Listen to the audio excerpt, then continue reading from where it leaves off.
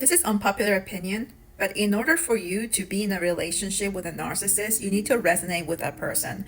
Meaning, you have to not notice social inelegance, disrespect, and social faux pas.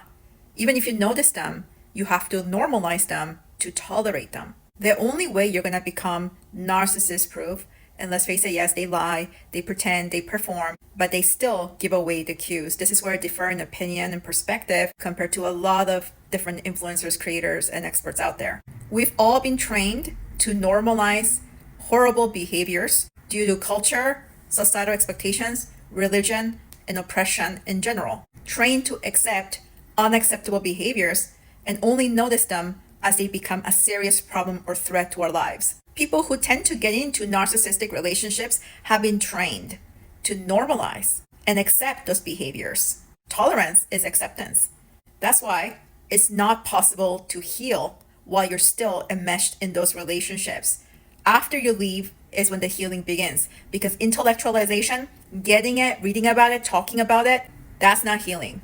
When you change your behaviors and habits, that retrains you.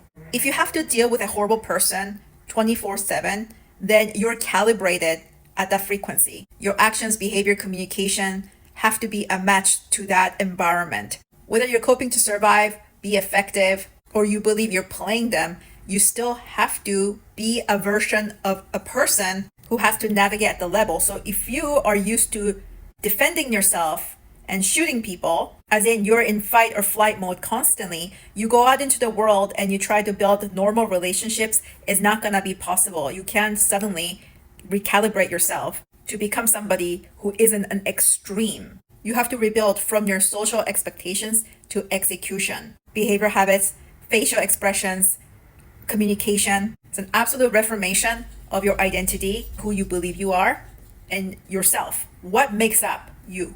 Who are you? Who are you without the context of the people who have spent every single second of their day oppressing you? How you do one thing is how you do everything. Your self-management, leadership in business, all of that comes through based on who you had to be and who you're being. And a lot of that really depends on your environment, because environment and people relationships not only show us who we are, but also shape us. When you're constantly not heard, disrespected, and dismissed, and you're fighting against that, then you have to be aggressive. That's what it's like to be in a circle of low emotional intelligence. People who are socially elegant are going to respond very negatively to those behaviors.